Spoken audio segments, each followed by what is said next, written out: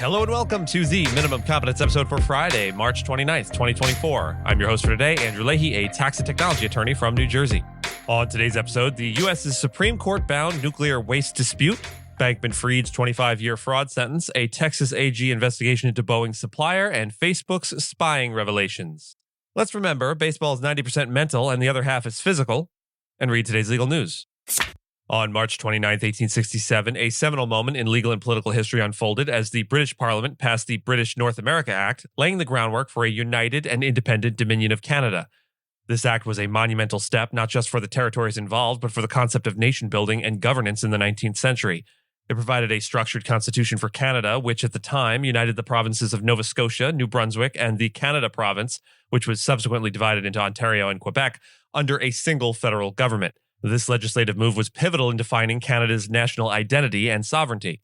The British North America Act, also known as the Constitution Act of 1867, is celebrated for introducing a federal system of government, allocating specific powers to the provinces and others to the federal government, a structure that has endured and evolved.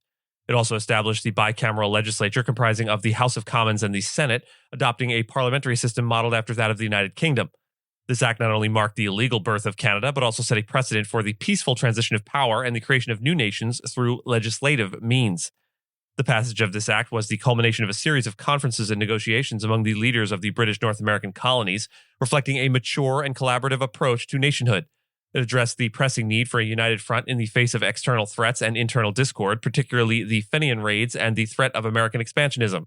When the act took effect on July 1st, 1867, it did not merely create a new country, it established a framework for democracy, rights, and governance that Canadians continue to build upon today. This legislation stands as a testament to the enduring values of unity, cooperation, and self-governance, marking March 29th as a day of significant legal and historical importance in the creation of the Dominion of Canada. The U.S. is facing a growing legal dispute over nuclear waste storage, likely headed for the Supreme Court following conflicting appellate court decisions regarding the Nuclear Regulatory Commission's authority to license two proposed storage facilities. The most recent decision from the Fifth Circuit Court vacated a license for Holtec International to store spent nuclear fuel in New Mexico, similar to an earlier ruling against a Texas facility by Interim Storage Partners. These decisions oppose a prior ruling from the District of Columbia Circuit, which approved the ISP facilities license, highlighting a significant legal split between the two circuits. Holtec and ISP, along with government support, are expected to challenge the Fifth Circuit's decisions, suggesting a Supreme Court review could overturn them. This legal stalemate underscores the challenges of finding a solution for the 86,000 metric tons of nuclear waste stored across 33 states.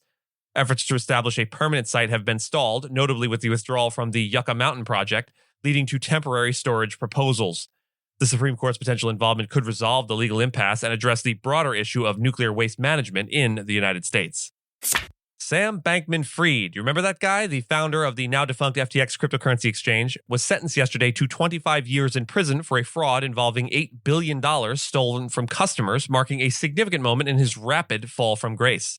U.S. District Judge Lewis Kaplan in Manhattan imposed the sentence after finding Bankman-Fried guilty of 7 fraud and conspiracy charges related to FTX's 2022 collapse, rejecting the defense's claims that customers did not lose money and deeming Bankman-Fried unremorseful. Despite apologizing for the impact on customers and colleagues, Bankman-Fried did not admit to criminal actions and plans to appeal both his conviction and sentence.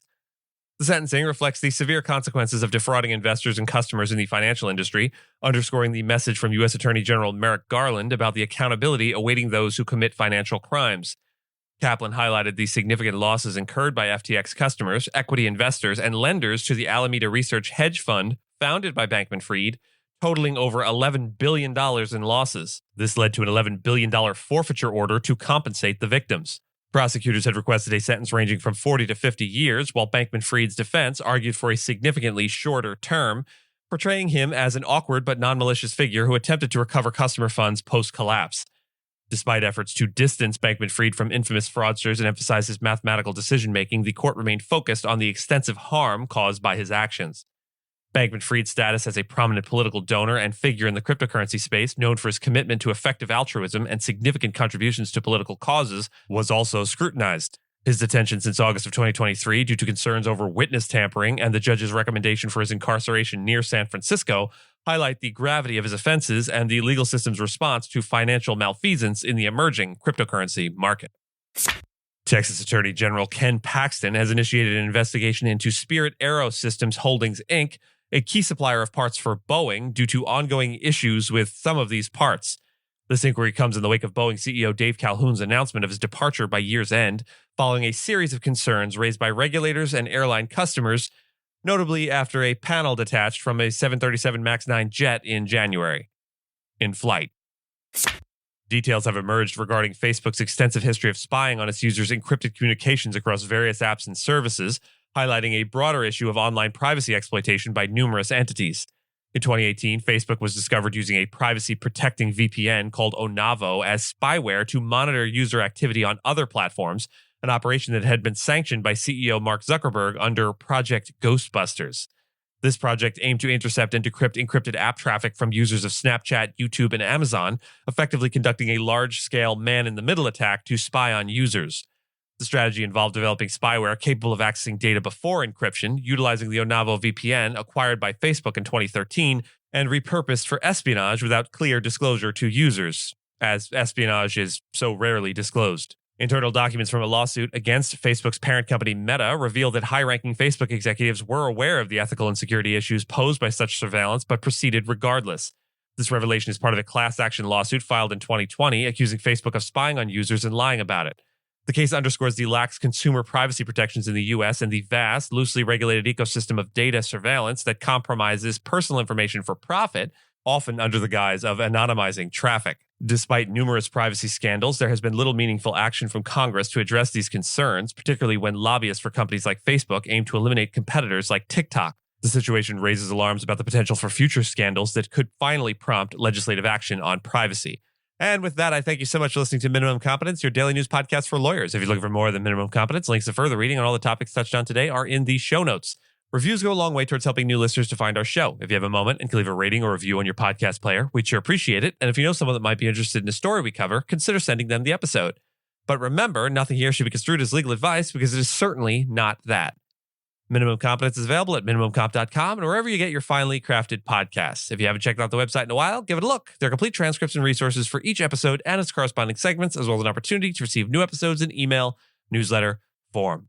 We'll see you back here on Monday, and until then, note, we are continuing our stated aim to start closing out the week of shows with a musical piece to feature. That will make these Friday episodes seem especially long. We hope you'll stick it out and enjoy the featured piece, but if music, specifically classical music, isn't your bag, we get it. Our mouth sounds unrelated to the week's closing music end right here.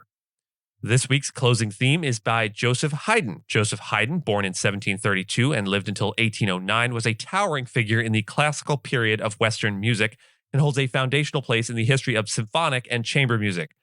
Born in Raro, Australia, Haydn's musical journey began at a young age, leading him to become a choir boy at St. Stephen's Cathedral in Vienna. Despite a challenging start, Haydn's undeniable talent and relentless work ethic propelled him into the circles of the Esterhazy family, one of the most influential patrons of the arts in Austria, where he spent much of his career as a court musician. Haydn's contributions to music are monumental, having composed over 100 symphonies, numerous operas, string quartets, piano sonatas, and 2 celebrated oratorios, The Creation and The Seasons. His work laid the groundwork for future generations, earning him the titles of Father of the Symphony and Father of the String Quartet. Through his innovative structures, development of musical motifs, and the exploration of dynamic contrasts, Haydn shaped the classical style, influencing contemporaries and successors alike, including Mozart and Beethoven. Haydn's legacy is not just in his compositions, but in his approach to music as a vibrant, living art form. His ability to infuse his works with wit, humor, and deep emotion speaks to his profound understanding of the human experience, making his music timeless and universally admired. This week, we feature the exhilarating final movement Allegro Spiritoso from Joseph Haydn's Symphony No. 77 in B-flat major. Composed during the zenith of Haydn's career in the late 18th century, this symphony exemplifies Haydn's mastery in orchestrating dynamic contrasts and his flair for thematic development. The Symphony No. 77 is part of Haydn's middle period works, where he experimented with form and harmony to expand the expressive capabilities of the symphony. The Allegro Spiritoso movement, in particular, showcases Haydn's skill in creating engaging musical narratives that are both intellectually satisfying and emotionally compelling.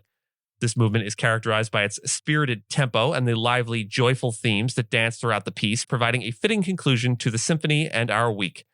Listeners will appreciate the movement's clever use of dynamics, the interplay between the orchestral sections, and the seamless transitions that propel the music forward. It's a testament to Haydn's ability to compose music that feels fresh and invigorating, demonstrating why he remains a central figure in the classical music canon. As we explore Allegro Spiritoso, let us appreciate the genius of Haydn, whose music continues to inspire and delight audiences around the world. Without further ado, Symphony Number 77 in B-flat major, the Allegro Spiritoso.